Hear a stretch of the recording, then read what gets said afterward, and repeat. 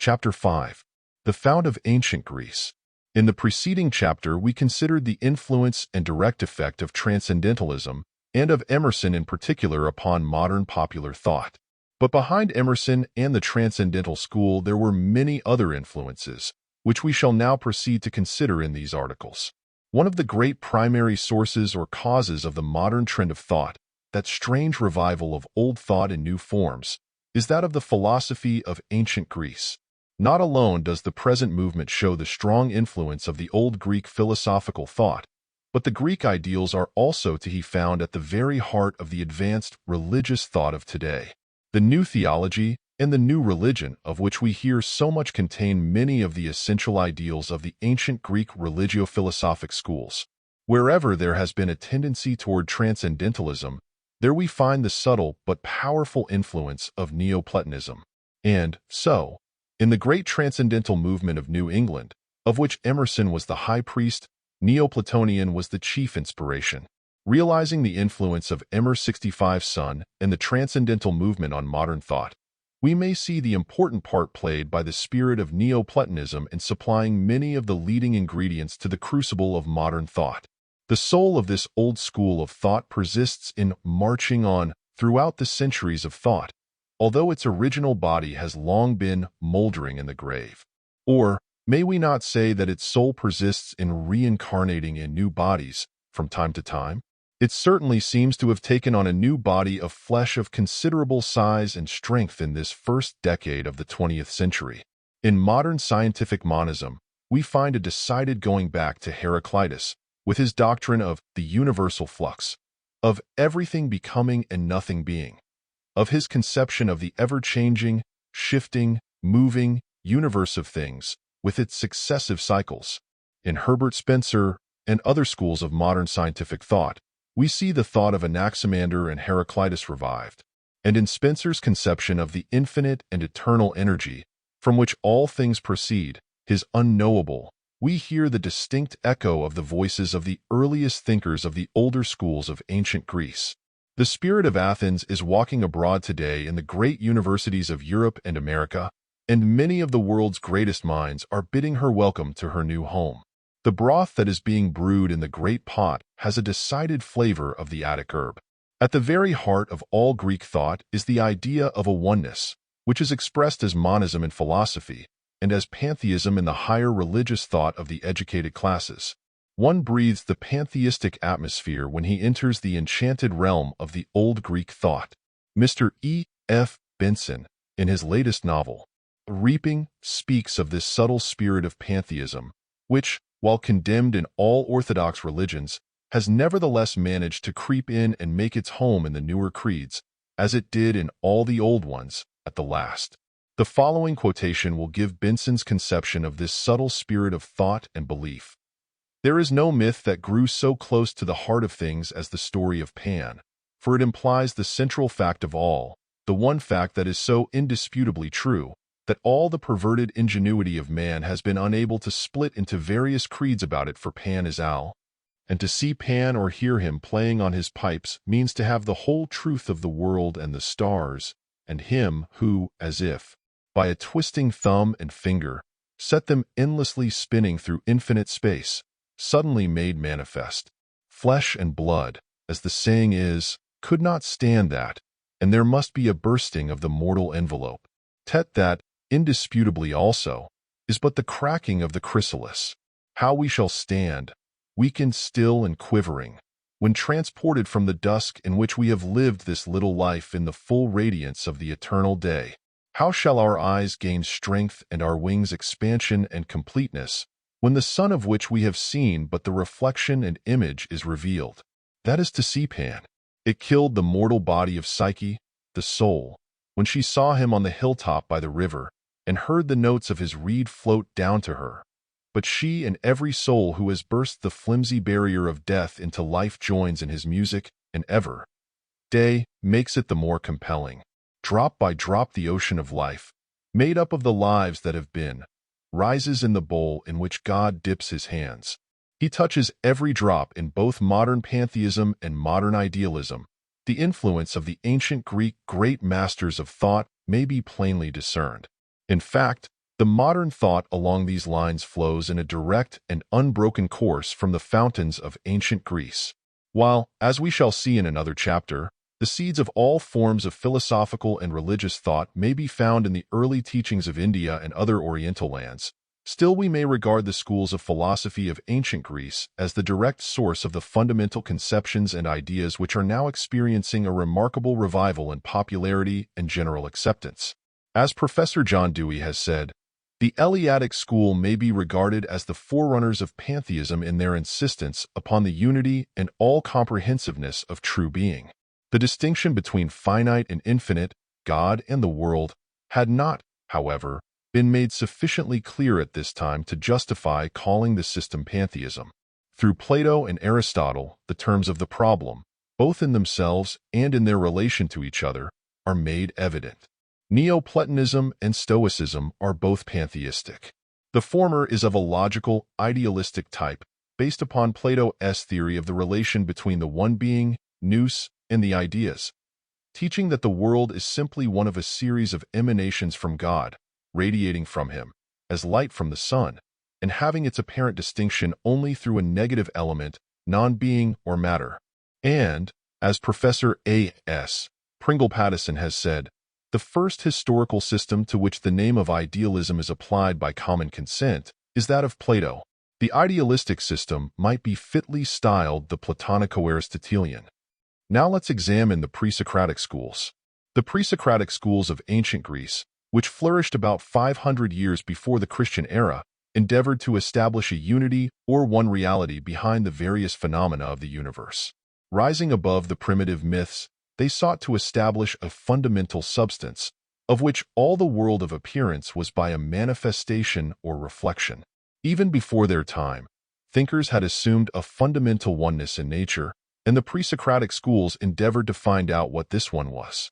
Their first questions were, what is the primal substance? From what does it come? What is the essence of things? At first, the answers implied the fundamental nature of material substances. Thales thought that water was the answer. Anaximenes said air, and Anaximander suggested a boundless or infinite something, somewhat resembling the modern scientific conception of the ether. Each of their three schools, however, regarded the fundamental substance as animate and possessing all the qualities and attributes of life and mind. Now a section on Heraclitus. Heraclitus, the Ephesian, 500 BC, advanced a newer and much more advanced conception. He held that the universal substance is an ethereal, spiritual essence, symbolized by fire, a living, moving, active principle, constantly manifesting change in form of manifestation. He considered this principle rather in its objective than in its subjective phase. He held that instead of being, it should be thought that everything is becoming. Just as the flame is apparently constant, although its particles are constantly changing, so is the universal flame really more of a becoming than of a being. He held that nothing is stable except instability, nothing constant but change. Everything is in a state of flux. Everything begins to change the moment it is created or born. The law of change is ever manifesting itself. Nothing persists. Everything is in constant motion and subject to constant change. The flame evidently desires change and abhors stability, action and reaction, involution, evolution, and devolution, the laws of cycles and rhythms, an immutable law of change causing a beginningless and endless sequence cause and effect. These were the teachings of Heraclitus. His fire was not a material fire, but a spiritual flame. In many particulars, his philosophy agrees with that of Herbert Spencer. Across the chasm of nearly 2,500 years, these two great thinkers clasp hands. The influence of Heraclitus upon the later Stoic schools was most marked, and through them he has influenced still later schools. The latest works of Western physical science make many a mention of the name of this old Ephesian thinker, whose name has almost become forgotten in the interval. His ideas, I think, will be found much in evidence in the philosophies of the future. Now a section on the Eleatics. The Eleatics, another school of this period, gave much consideration to the old problem concerning the one and the many, laying special emphasis upon the one. Xenophanes was as eloquent and active as any modern monist in denouncing the anthropomorphic conceptions of deity and said boldly that the one is God, God is the one, and thus made the first real pantheistic statement of the early Greek philosophy. In this identification of God with the one is found the basic thought of all pantheism, ancient and modern. Parmenides enlarged upon this idea of oneness, holding that what is must always have been and must always be. Change is impossible to the one, for that would imply that something could arise out of nothing or pass into nothing, both of which suppositions are foreign to rational thought. He thus identified God with the absolute. Now a section on the Pythagoreans. The Pythagoreans, in their earlier days at least, devoted less time to speculation than to religious and ethical thought, at least so far as their public utterances were concerned. In their inner circles, they taught a mystical doctrine in which certain forms of idealistic pantheism undoubtedly had a part, although their conception seemed rather toward that of a transcendental law rather than toward deity. Their teaching regarding the mystic numbers, etc., is believed to have been identified with certain occult doctrines, probably acquired from Egypt and Chaldea. Anaxagoras held that above the atomic forms and ultimate elements, of which the universe was composed, there was the nous, or universal principle of law and order, which acts intelligently in ordering the universe, the principle of mind and substance. Now a section on Socrates. The second great period of ancient Greek philosophical thought is that of the Socratic schools, which derive their name from their founder, Socrates, who lived 469 to 393 BSC. Socrates did not aim to found a school, and his teachings were expounded most publicly, but his followers established several schools in which his thought was held as fundamental truth. Socrates' influence upon modern thought is manifested principally through his disciples who came after him, establishing great schools of thought, particularly Plato and Aristotle. His influence upon the Stoics was also marked, Epictetus frequently referring to him as authority. The term Socratic philosophy is generally used in the broad sense of indicating the developing Greek philosophy from the time of Socrates to the rise of the school of Neoplatonism, because, with the exception of the Epicureans, the principal philosophical schools of that period were in the habit of basing their respective and varying systems upon the fundamental authority of Socrates. It is quite a difficult matter to pin Socrates down to any particular system or school of thought, because his range of thought was so wide, and his tastes so Catholic, that he seemed to embrace all systems of philosophy within his general field of discussion. In fact, we know Socrates principally through the medium of his followers and their several schools of philosophy, chiefly through the writings of Xenophon, Plato, and Aristotle. Socrates was rather an inspirer of philosophical thought than the founder of a school of philosophy. As an authority says, it was the custom of Socrates to carry on his investigations from propositions generally received as true, and to place the particular statement to be examined in a variety of combinations, thus implying that each thought must, if true, maintain its validity under every possible combination. This method was employed by its author in the form of dialogue, from which arose the term, the Socratic method. All previous philosophers had been occupied with the universe as a whole. The chief business of Socrates was with man as a mural being. Bishop Bloomfield says, Socrates taught that the divine attributes might be inferred from the works of creation. He maintained the omniscience, ubiquity, and providence of the deity J, and from the existence of conscience in the human breast he inferred that man is a moral agent, the object of reward and punishment, and that the great distinction of virtue and vice was ordained by deity. Now a section on Plato. Plato, by many considered the greatest philosopher of ancient Greece, lived from 429 to 348 BSC. He was the founder of the famous academic school of philosophy. His influence over the thought of his time was very great, and it extended long after his time, influencing the great Neoplatonic school and having much to do with the formation of many conceptions in the early Christian church. His influence, through the channel of Neoplatonism, reached Emerson and the Transcendental movement hundreds of years later, as we saw in a recent chapter, and many of his ideas are now in evidence in the advanced thought of the 20th century. Lewis, in his History of Philosophy, says of Plato, I come to the conclusion that he never systemized his thoughts, but allowed free play to skepticism, taking opposite sides in every debate, because he had due steady conviction to guide him, unsaying today what he said yesterday, satisfied to show the weakness of an opponent. But other authorities see in this apparent shifting attitude of Plato rather a desire to consider all sides and phases of each and every question under discussion in order to arrive at the whole truth. There were certain fundamental theoretical views held and taught by Plato which appear in his writings, and which are likened to the golden thread upon which the varied beads of his general thought are strung. These fundamental theories are as follows. 1. The existence of ideas. 2. The doctrine of pre-existence and immortality of the soul. And 3. The subjection of the popular divinities to the one supreme being. The Platonic doctrine of ideas embodies the fundamental conception of idealism, which has since played an important part in the shifting conceptions of the various schools of philosophical thought. Plato's idealism was the first Western presentation of the underlying principle of that school of thought.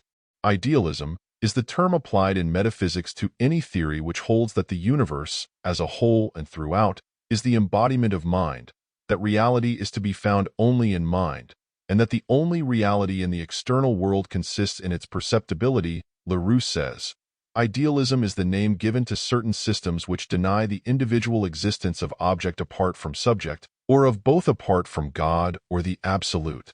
Another authority says, idealism denies the existence of bodies, holding that their appearances are merely ideas of the subject cognized.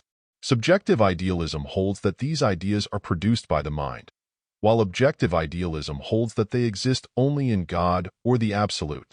Zeno, or Elia, in classic times, anticipated modern idealism.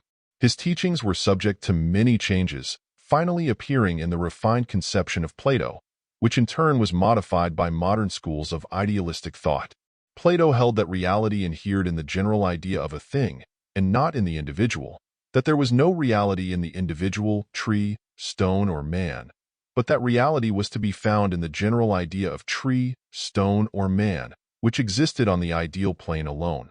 The essence or ideal form of things was held to be the only real thing, the objects of phenomenal appearance being merely fleeting, perishable copies of the real form or idea, the latter existing and being in a state of changeless unity eternally.